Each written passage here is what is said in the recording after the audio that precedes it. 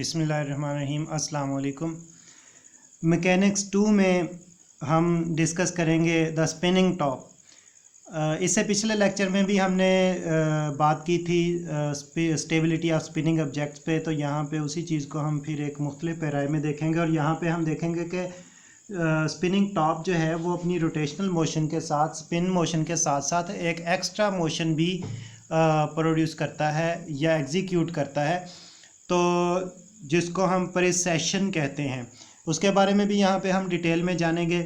तो ये मोशन कैसे जनरेट होती है या स्पिनिंग टॉप की ये स्पेशल जो है वो जिसको हम प्रिसेशन कह रहे हैं, ये स्पेशल मोशन किस तरह से जनरेट होगी स्टूडेंट्स। अगर तो हमारा टॉप जो है ये इसका जो एक्सिस ऑफ रोटेशन है ये एग्जैक्टली वर्टिकल हो, ये और फिर एंगुलर मोमेंटम भी ज़्यादा हो, तो स्पिनिंग टॉप जो है वो एक ही पॉइंट पर, इसका पिवट एक ही पॉइंट पर रहते हुए ये रोटेट करता रहेगा। लेकिन जैसे ही इसकी स्पीड स्लो डाउन होती है, एंगुलर स्पीड की हम बात करें, या फिर हमारा टॉप जो है ये अपने वर्टिकल के अलोंग, यानी कि एक्सेस एग्जैक्टली वर्टिकल नहीं है, लेकिन अगर हम वर्टिकल ड्रॉ करें तो वर्टिकल के अलोंग इसका एक्सेस जो है वो एक एंगल पे रोटेट करता है। तो फिर हम ये स्पिनिंग टॉप जो है ये रोटेट करने के साथ साथ एक एक्स्ट्रा मोशन भी जनरेट करता है। इसका एक्स्ट्रा रोटेशन जो है वो इस तरह से एक सर्कल के अलोंग मूव करता रहता है। तो ऑलमोस्ट इस तरह से ये मुझसे प्रॉपर नहीं बना। बेसिकली सर्कल का सेंटर जो है ये इस वर्टिकल के अलोंग सेंटर पे, यानी कि ये वर्टिकल लाइन जो है ये इस सर्कल के सेंटर पे आनी चाहिए। सर्कल को वर्टिकल लाइन का जो है, वर्टिकल लाइन को अपने सेंटर पे जो है वो होना चाहिए। बहरहाल तकरीबन इस तरह की मोशन जो है होती है। फिर आपने देखा होगा कि जब टॉप जो है वो उसकी स्पीड कम होती जाती है तो फिर इसकी इस तरह की, जिसको हम ये कह सकते हैं कि वो डोलने लग जाता है, तो उसकी ये डोलने वाली कंडीशन जो है वो और बढ़ जाती है। फिर जैसे स्पीड काफ़ी कम होती है तो वो ज़मीन पे जो है वो लौटने से खाने लग जाता है और फिर रुक जाता है। तो इस तरह की चीज़ आपने ऑब्ज़र्व की होगी अक्सर स्पिनिंग ऑब्जेक्ट्स के साथ, ख़ास तौर पर टॉप के साथ। तो इसकी ये मोशन जो है, ये जो एक्स्ट्रा इसका एक्स्ट्रा रोटेशन जो एक्स्ट्रा सर्कुलर मोशन जनरेट कर रहा है, इसको हम प्रिसेशन कहते हैं। हम एक एनिमेशन की मदद से इसको समझने की कोशिश करते हैं, फिर मैथमेटिकली भी इसको डिस्कस करेंगे। इस एनिमेशन में आप देख रहे हैं ये वही प्रिसेशनल मोशन यहाँ पे आपको नज़र आ रही होगी। तो स्पिनिंग टॉप जो है वो रोटेट करने के साथ साथ ये मोशन भी प्रोड्यूस करता है, और ये मोशन तब ज़्यादा वाज़ेह होती है अगर टॉप का एंगुलर मोमेंटम कम हो, यानी कि उसकी रोटेशनल स्पीड कम हो, और इसके साथ साथ वो एग्जैक्टली वर्टिकली रेंज ना हो। बहरहाल अगर वर्टिकली रेंजमेंट हो भी तो भी जैसे जैसे एंगुलर स्पीड कम होती जाती है ये प्रिसेशनल मोशन जो है ये बढ़ती जाती है। तो हम जानते हैं कि हमारी जो अर्थ है ये भी अपने एक्सेस पर रोटेट करती है, और इसके साथ साथ ये रिवॉल्व भी करती है सन के अलोंग। अच्छा, तो फिर एक चीज़ और भी पहले हम देख लेते हैं कि ये स्पिनिंग टॉप जो है, अगर हम गौर करें तो ये एक जो है ये कॉनिकल सेक्शन बना रहा है, और इस कॉनिकल सेक्शन का जो बेस है, सर्कुलर बेस, वो सर्कुलर बेस जनरेट कर रहा है axis of rotation. Axis of rotation जो है हम देखें तो ये इस कोन के अंदर सर्कुलर मोशन जो है वो जनरेट कर रहा है। अच्छा, हम इसी पॉइंट ऑफ व्यू से देखते हैं कि सिर्फ स्पिनिंग टॉप ही इस तरह की मोशन, प्रोसेशनल मोशन जो है वो शो नहीं करता। हमारी अर्थ जो है ये खुद जो है ये प्रोसेशनल मोशन शो करती है। हम इसको भी जो है वो देखते हैं इसी एनिमेशन में। तो हमारी अर्थ जो है वो उसका एक्सेस बिल्कुल वर्टिकल नहीं है, बल्कि उसका एक्सेस जो है वो एक एंगल पर है अपने वर्टिकल के साथ।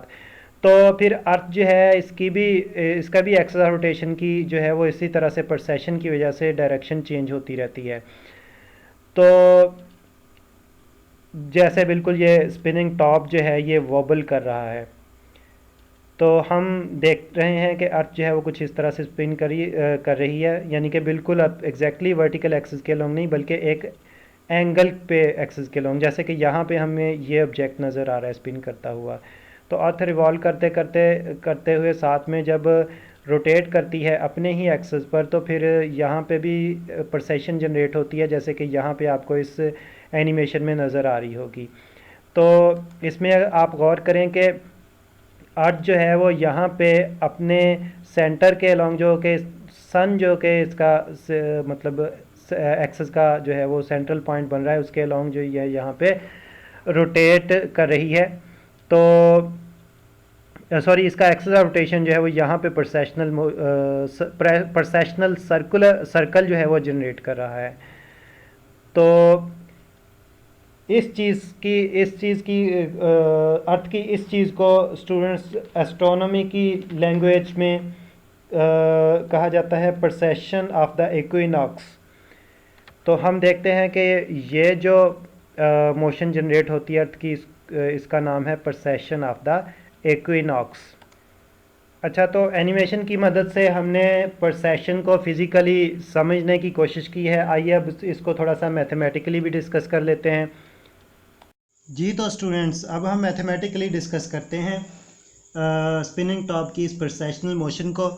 तो हमने स्टेबिलिटी ऑफ स्पिनिंग ऑब्जेक्ट्स के टॉपिक में जो हमने लास्ट टाइम डिस्कस किया है, उसमें हमने बात की थी कि एक्सटर्नल टॉर्क अप्लाई होगा तो एंगुलर मोमेंटम में चेंज आएगा।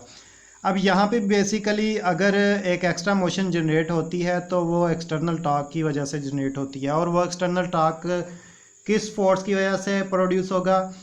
असल में अगर हम गौर करें तो चलें हम एक्सेस ऑफ रोटेशन पे ये वाला पॉइंट ले लेते हैं, ठीक है। तो ये पॉइंट जो है वो हम कहते हैं कि हमारे पास एक पार्टिकल है, इसका इस रिजिड बॉडी का पार्टिकल m जो कि यहाँ पे रिवॉल्व कर रहा है, ठीक है। तो इस पार्टिकल का वेट जो है वो डाउनवर्ड एक्ट करेगा।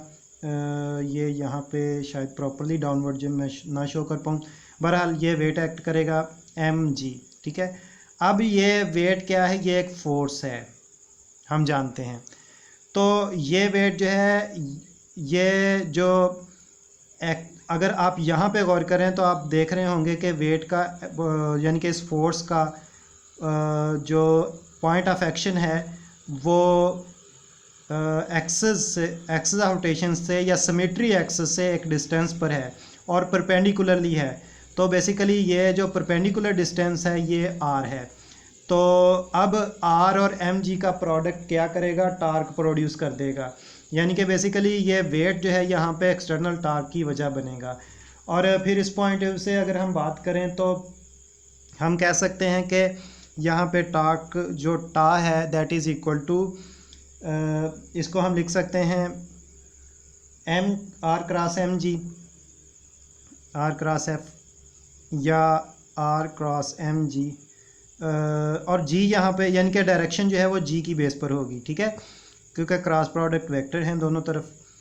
तो अगर हम मैग्नीट्यूड फॉर्म में लें तो फिर हम लिख सकते हैं कि टा is equal to mg, r को मैं बाद में लिख लेता हूँ। हम जानते हैं क्रॉस प्रोडक्ट को मैग्नीट्यूड में कन्वर्ट करने के लिए हमें साइन थीटा लगाना पड़ता है।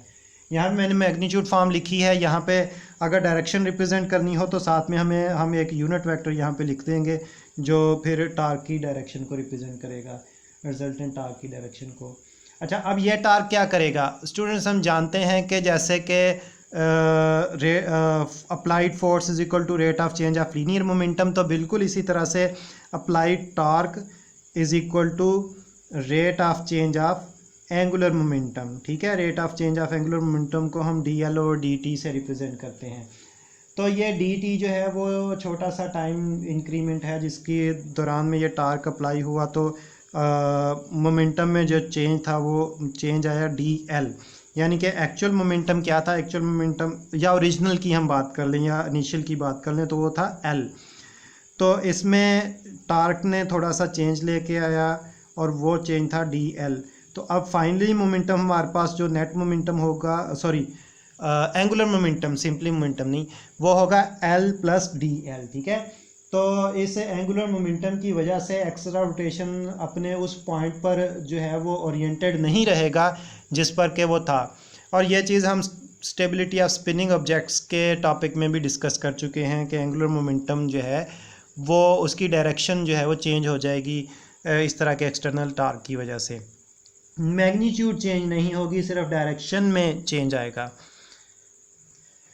अच्छा, तो इस इक्वेशन को मैं इक्वेशन 1 कह देता हूँ, ठीक है जी। 1 को थोड़ा सा मॉडिफाई करके लिखते हैं। कैसे? हम ये कर लेते हैं कि हम डी एल को हम शिफ्ट कर लेते हैं, बल्कि डी एल को रहने देते हैं एक साइड पे, और डी टा को शिफ्ट करते हैं, तो ये डी टी को, तो ये टा के साथ मल्टीप्लाई हो जाएगा, सही है, डी टी। अब हम इसको इक्वेशन 2 कह लेते हैं।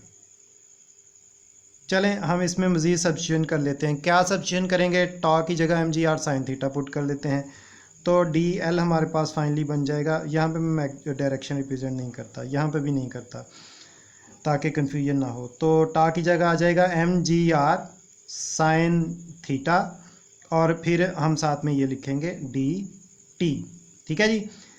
अब हम इसको इक्वेशन 3 कह लेते हैं। अच्छा, अब हम ज्योमेट्री के पॉइंट ऑफ व्यू से थोड़ा सा डिस्कस करते हैं। हमने ज़रा मैं दोबारा से शो करवाता हूँ कि हमने यहाँ पे एक पार्टिकल लिया था और हमने कहा था कि इस पार्टिकल का वेट डाउनवर्ड एक्ट कर रहा है, और ये एक अपने सिमेट्री एक्सिस से एक परपेंडिकुलर डिस्टेंस पे है, जिसकी वजह से ये फोर्स जो है ये आर के साथ मिलकर एक कपलिंग इफेक्ट जनरेट कर, सॉरी, टर्निंग इफेक्ट जनरेट कर देगी, और जिसकी वजह से एम का जो ओरिएंटेशन है वो नहीं रहेगी, चेंज हो जाएगी। अच्छा, अब जो टार्क एक्ट करेगा वो इस डायरेक्शन में एक्ट करेगा। अगर हम गौर करें तो हमारा जो एंगुलर मोमेंटम होता है वो एक्सिस ऑफ रोटेशन के अलॉन्ग होता है, हम जानते हैं, और ये एक्सिस ऑफ रोटेशन है ये, ठीक है। तो एंगुलर मोमेंटम की डायरेक्शन ये होगी। अच्छा, आप देख रहे हैं कि एंगुलर मोमेंटम और टार्क जो है ये आपस में परपेंडिकुलर होंगे, ठीक। यहाँ पे वैसे तो आपको ये एक एंगल बनता नज़र आ रहा होगा, लेकिन बेसिकली ये एंगल नहीं है, हम क्योंकि 3 डायमेंशनल ज्योमेट्री यहाँ पे प्रॉपर्ली रिप्रेजेंट नहीं कर सकते, ये दोनों आपस में परपेंडिकुलर हैं। मैं यही ज्योमेट्री यहाँ पे कंस्ट्रक्ट करता हूँ, और कंस्ट्रक्ट करते हुए इस चीज़ को मज़ीद क्लियर करने की कोशिश करता हूँ। तो कुछ इस तरह कैसे कि ये जो है ना हमारा ये वर्टिकल है,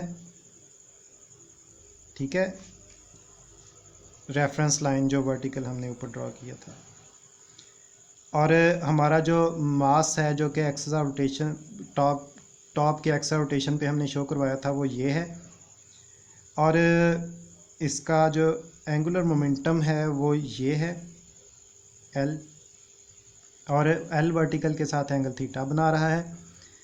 अच्छा, और ये मास जो है ये टॉप की सरफेस पे एक्सिस ऑफ रोटेशन पे है, और ये, सॉरी मेरी ड्राइंग कोई इतनी बेहतर नहीं है, लेकिन मैं कोशिश करता हूँ कि इसको प्रॉपर तरीके से आपको शो करवा सकूँ। तो मास जो है वो हम, यह पार्टिकल जो है ये इस तरह के सर्कुलर पाथ में, इस तरह के सर्कुलर पाथ में रिवॉल्व करेगा जब टॉप स्पिन करेगा, ठीक है।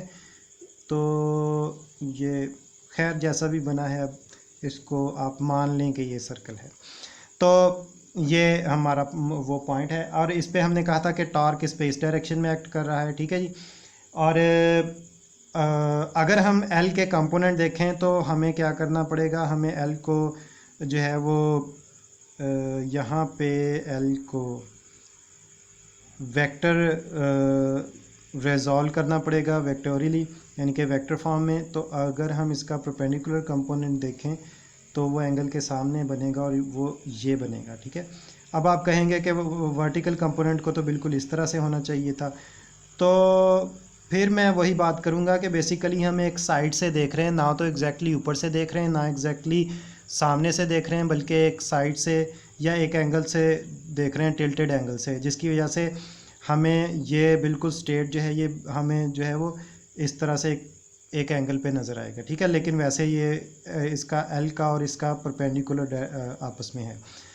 तो बेस जो है वो ये साइड बेस होगी, ठीक है, और ये हाइपोटेनस। तो हमने देखा कि एल को हमने इसके परपेंडिकुलर कंपोनेंट्स में एक ये वाला और एक ये वाला इसमें रिजॉल्व कर लिया। तो ये वाला कंपोनेंट जो कि बेस है, हम ट्रिग्नोमेट्रिक रिलेशन की मदद से जानते हैं कि ये आएगा हमारे पास एल कॉस थीटा, ठीक है। तो और ये वाला कंपोनेंट जो है, ये वाला कंपोनेंट, इसको मैं यहाँ पे लिख देता हूँ, ये आ जाएगा एल साइन थीटा, ठीक है जी। तो यहाँ तक का आई थिंक कि आपको ये ज्योमेट्री क्लियर है। अच्छा, इसके बाद हम ये भी देख लेते हैं कि हमारा ये वाला वर्टिकल जो है, जो हमारा रेफरेंस एक्सिस है, ये इसको हम जी एक्सिस ले लेते हैं। और ये वाला पॉइंट ऑफ रोटेशन जो है, पिवट पॉइंट जो है, इसको हम ओ ले लेते हैं। अच्छा, अब अगर हम देखें तो बेसिकली एल जो था वो इनिशली इस एंगल पे था। जब टार्क एक्ट करेगा तो टार्क एल को अपने पॉइंट से थोड़ा सा हटा देगा, थोड़ा सा एल जो है वो आगे की तरफ आ जाएगा, यानी कि एक्सेस ऑफ रोटेशन यहाँ पे था, तो यही एक्सेस ऑफ रोटेशन थोड़ा सा इस तरफ आगे की तरफ हो जाएगा। जब आगे की तरफ होगा तो फिर एल जो है वो यहाँ पे आ गया। अब ये वाला जो एंगुलर मोमेंटम है, ये सिंपली एल नहीं है, बल्कि ये एल प्लस डी एल है, ठीक है। तो डी एल जो है वो कहाँ पे है, तो डी एल जो है वो बेसिकली ये कंपोनेंट डी एल होगा। हम अगली ड्राइंग में मज़ीद इस चीज़ को क्लियर करते हैं। अच्छा, तो इस ड्राइंग में ज़रा देखें कि ये मैं थोड़ा सा इसको प्रॉपर्ली रिजॉल्व कर सकूं। हाँ जी, अब आप देख रहे होंगे कि ये एल है और ये वाली लाइन जो है, ये वाली लाइन ये एल प्लस डी एल है, जो टार्क की वजह से प्रोड्यूस हुई। यानी कि एल जब डेविएट हुआ तो जो extra increment I D L वो ये है। ये वेक्टर एडिशन की मदद से हम समझ सकते हैं, head to tail rule method भी हम कह सकते हैं अदरवाइज। तो ये पार्ट जो है ये डी एल है, और ये लाइन जो है ये एल साइन थीटा है, जिसको हम पहले भी डिस्कस कर चुके हैं, ठीक है। अच्छा, अब गौर करें कि डी एल जो है वो यहाँ से लेकर यहाँ तक है। अगर और ये इस सर्कल का एक छोटा सा पार्ट बना रहा है। ये डी एल जो है सर्कल का एक छोटा सा आर्क बना रहा है। तो इस आर्क का अगर हम एंगल ले लें, यहाँ से यहाँ तक, ये दरमियान का एंगल ले लें, ठीक है, ये वाला। तो ये खिचड़ी सी पक गई है, लेकिन अब थोड़ा सा इस चीज़ को समझ लीजिएगा प्लीज़। तो ये वाला एंगल अगर हम ले लें तो इस एंगल को हम डी फाई से रिप्रेजेंट कर लेते हैं। तो बेसिकली हुआ क्या, हमारा मास पार्टिकल यहाँ पे था, टॉर्क की वजह से उसमें उसके ओरिएंटेशन में डेविएशन आई, और वो ओरिएंटेशन में डेविएशन उसको जो थी वो ले गई यहाँ पे, ठीक है।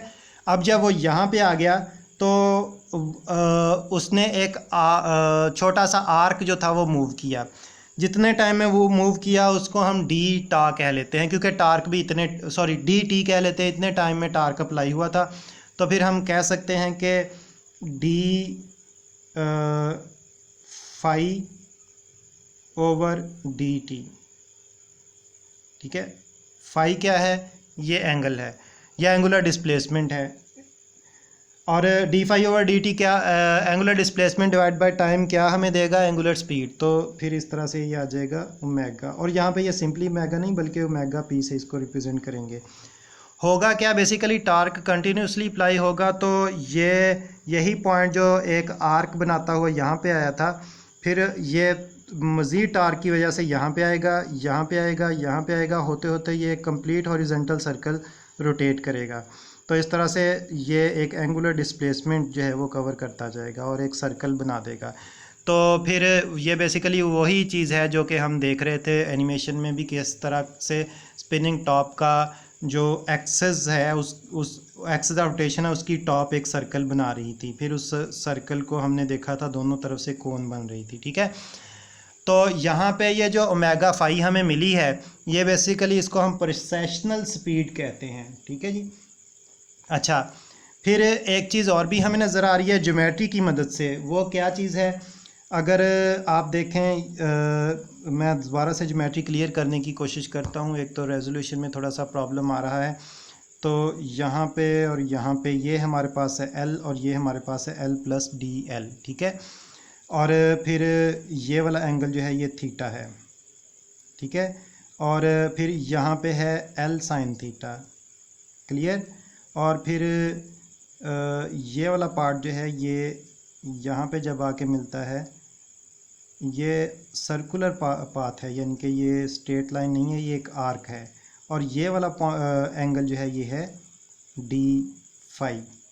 आप गौर करें कि एंगल के सामने वाली ये साइड जो है, एंगल के सामने वाली ये साइड जो है ये क्या है, ये डी एल है, ठीक है। हम पहले भी बात कर चुके हैं इस पर कि ये डी एल है। क्लियरली नज़र आ रहा है आपको कि ये यहाँ से यहाँ तक ये जो पॉइंट लेंथ है ये डी एल है, और डी एल किसके सामने है, D L D phi angle के सामने है। तो इसका मतलब ये है कि अगर हम इसको अप्रॉक्सीमेटली एक राइट ट्राइंगल कंसीडर कर लें तो फिर डी एल जो है ये परपेंडिकुलर बना रहा है, डी फाई जो है ये उस ट्राइंगल का एंगल है परपेंडिकुलर के सामने, और ये एल साइन थीटा क्या है, ये उसका हाइपोटेनस है उस राइट ट्राइंगल का। यानी कि ये कुछ इस तरह की सिमेट्री हमें नज़र आएगी, इस तरह से, इस तरह से, और फिर इस तरह से। इसमें ये मैं प्रॉपर्ली शो नहीं कर पा रहा, इसमें ये वाली साइड और ये वाली साइड ये दोनों एल साइन थीटा ही होंगी, सही है, एल साइन थीटा। ये साइड जो है ये डी एल होगी और यहाँ पे डी फाई है। तो हम जानते हैं कि perpendicular is equal to D L is equal to hypotenuse यानी कि एल साइन थीटा, ये कंप्लीट हाइपोटेनस है, L sine theta into D phi. दूसरे लफ्ज़ों में सिंपल ट्रिग्नोमेट्रिक रेशो है कि perpendicular is equal to hypotenuse into sine theta, ठीक है। और यहाँ पे यहाँ पे आएगा साइन डी फाई। लेकिन क्योंकि एंगल बहुत कम है तो हम जानते हैं कि हमारे पास ये एक जो है वो ऑप्शन है अप्रॉक्सीमेशन के sine theta for small angle is approximately equal to theta. यहाँ पे थीटा नहीं है हमारे पास, यहाँ पे ये वाले हैं, हम एंगल को कंसीडर कर रहे हैं डी फाई। तो इस तरह से यहाँ पे sine d phi is approximately equal to d phi ही हम ले सकते हैं। तो फिर हमारे पास ये रिलेशन क्या बन जाएगी, D L is equal to L sine theta D phi. या फिर अगर हमने डी फाई फाइंड आउट करना है तो डी फाई हमारे पास आ जाएगा, ये एल साइन थीटा शिफ्ट हो जाएगा और डिनोमिनेटर में आ जाएगा डी एल के साथ, तो D L divide by L sine theta. तो ये चीज़ आ जाएगी हमारे पास स्टूडेंट्स। अच्छा, अब हमने जो इक्वेशन बनाई थी और वो इक्वेशन थी हमारे पास ये हम ऊपर शो कर लेते हैं, ये वाली इक्वेशन थी, इसको मैं इक्वेशन 4 कह लेता हूँ। प्रोसेशनल स्पीड के लिए हमने ये इक्वेशन बनाई थी। तो इस इक्वेशन में हम डी फाई की जगह हम पुट कर देते हैं D L over L sine theta. तो ओमेगा पी हमारे पास आ जाएगी 1 ओवर डी टी। ये वाली डी टी जो है ये उसमें पहले से मौजूद है, ये आप देख रहे हैं, ठीक है। और फिर इसके साथ आ जाएगा D L divide by L sine theta. अच्छा, अब यहाँ पे मेरे ख्याल में मैंने कुछ मिस किया है, और वो मिस नहीं, तकरीबन ठीक है, अभी तक हम ठीक हैं। अब देखें कि डी एल जो है इक्वेशन 3 अगर आप फिर से ज़रा से देख सकें तो आप देखेंगे कि डी एल जो है ये बराबर था M G R sine theta into D T के, ठीक है। डी एल की जगह हमने ये सब्स्टिट्यूट कर लिया इक्वेशन 3 के पॉइंट ऑफ व्यू से। तो नीचे ये आ गया एल साइन थीटा। अब आप देखें कि डी टी कट जाएगा डी टी से, साइन थीटा कट जाएगा साइन थीटा से, हमारे पास ओमेगा पी आ जाएगी M G R divided by L, और एल क्या है, ये एंगुलर मोमेंटम है। अब यहाँ से हमें यह चीज़ क्लियर हो रही है कि प्रेसेशनल स्पीड जो है ये ऑब्जेक्ट के एंगुलर मोमेंटम के इन्वर्सली प्रोपोर्शनल है। यानी कि अगर तो एंगुलर मोमेंटम ज़्यादा होगा तो प्रेसेशनल स्पीड कम होगी, हमें टॉप के एक्सिस ऑफ रोटेशन की एक्स्ट्रा सर्कुलर मोशन या प्रेसेशनल मोशन जो है वो बहुत कम नज़र आएगी।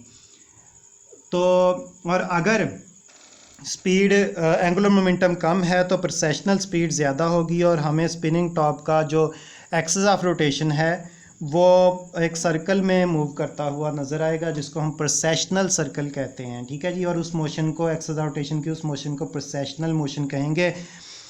अच्छा, एम जी आर जो था ये हमने शुरू में भी देखा कि ये टॉ के बराबर था, तो फिर हम लिख सकते हैं वेक्टर नोटेशन के पॉइंट ऑफ व्यू से हम इसी इक्वेशन को लिख सकते हैं। चलें पहले सिंपली लिख लें, तो वो हम क्या लिखेंगे, omega P is equal to tau over L, ठीक है। अब वेक्टर एल को शिफ्ट करें ओमेगा पी की तरफ, तो फिर हमारे पास आ जाता है tau is equal to omega P into L.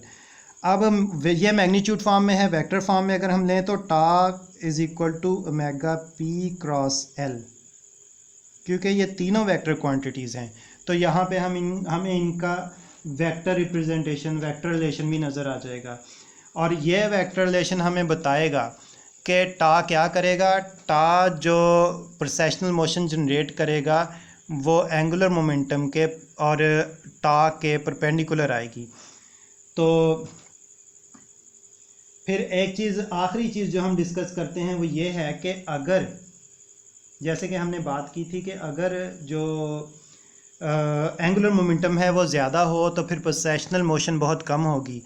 तो बेसिकली फिर क्या होगा, फिर हमारे पास जो टॉप का एक्सिस ऑफ रोटेशन है वो हमें सर्कुलर मोशन में नज़र नहीं आएगा, बल्कि वो हमें सिंपली ऐसे स्पिन ऑसिलेट करता हुआ नज़र आएगा। तो छोटे से डिस्टेंस के अंदर हमें ऑसिलेट करता नज़र आएगा। तो इस तरह की मोशन को, इस ऑसिलेशन को हम नॉटेशन कहते हैं, नॉटेशन। ठीक है जी, मैं यहाँ पे लिख देता हूँ नोटेशन। दोबारा से रिपीट कर दूँ कि अगर एंगुलर मोमेंटम बहुत ज़्यादा है तो हमें फिर प्रोसेशनल मोशन जो है वो नज़र नहीं आएगी, बल्कि जो हमारा ये है एक्सिस ऑफ रोटेशन है, ये बजाय हमें एक सर्कल में मूव करने के हमें ऑसिलेट करता नज़र आएगा, जिसको हम नॉटेशन कहेंगे उस ऑसिलेशंस को। Thank you very much.